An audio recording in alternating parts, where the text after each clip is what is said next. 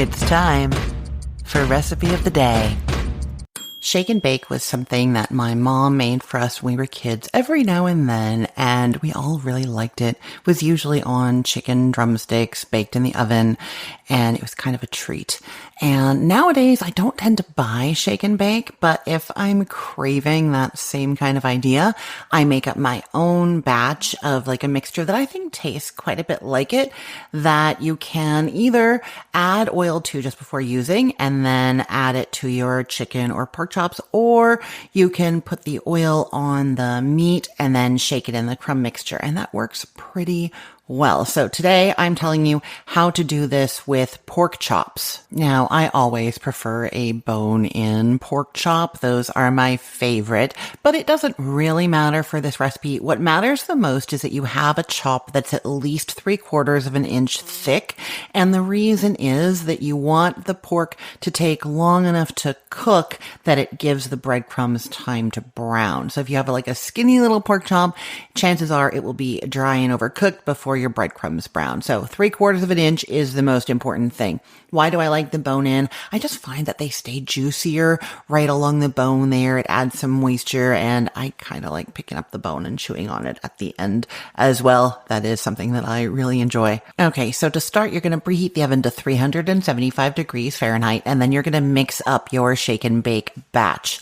And so what is in that is a cup of unseasoned plain breadcrumbs. You don't want like panko or anything like that. You just want those nice fine crumbs. The finer crumbs give that same texture to the shake and bake, right? You know how it's kind of like a smooth, fine crumb. It's not like a chunky one, right? And then to that, you're adding 2 teaspoons of onion powder, 2 teaspoons of dried parsley, 2 teaspoons of dried basil, a teaspoon of salt, a teaspoon of paprika, and a teaspoon of garlic powder.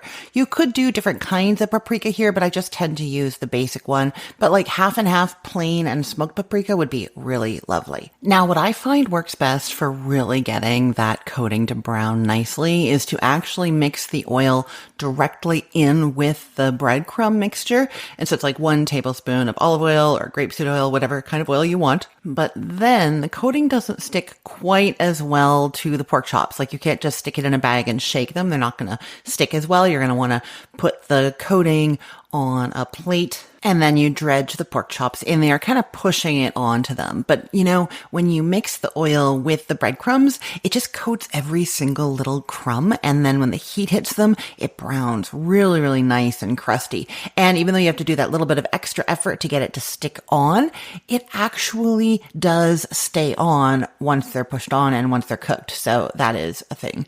But okay, so if you don't want to do that, if you really want to do like shake and bake style, the best way to do that is to put a tablespoon or so of oil into a zip top bag and then add 2 pounds of your pork chops. It's 3/4 inch pork chops. Put those in that bag and then kind of massage them all around so that they're all coated in the oil. Then you pour that seasoning mixture in there, seal the bag, and shake, shake, shake, and they will be coated.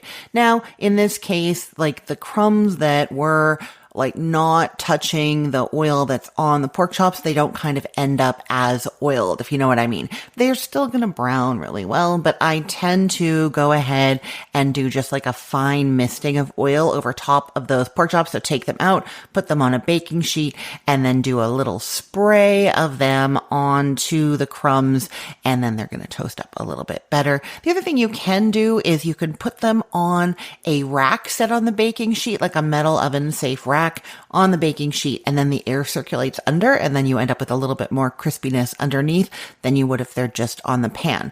So you've done that. Your oven is set to 375 degrees Fahrenheit, and then you're putting your baking sheet or rack with baking sheet of pork chops into the oven just until they are cooked through. Now, I know I say this all the time. 145 degrees Fahrenheit is the minimum safe temperature for pork, and that's going to give you the juiciest pork. But a lot of us grew up when pork had to be up to 160 degrees Fahrenheit. That was the recommendation way back when. And so a lot of people do like their pork to be really like well done, very, very pink. So if that's you, you're going to take it out at 160. If you're okay with it being like just slightly pink, then you're taking it out at 145 degrees Fahrenheit.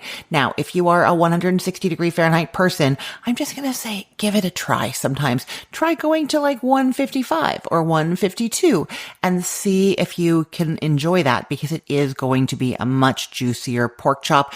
Oh, I will just caution you that if you are doing the pork chops with the bone, sometimes the meat closest to the bone doesn't like cook as well as the rest. And that is because the bone is kind of insulating and the heat doesn't get to it as easily. You know what I mean? So if that is the case, if you're using the bone, you do want to make sure that you're testing the temperature a little bit closer to the bone for that minimum 145 degrees Fahrenheit, the minimum safe temperature, just so that you know that that least well done part of your pork chop is going to be at that safe temperature.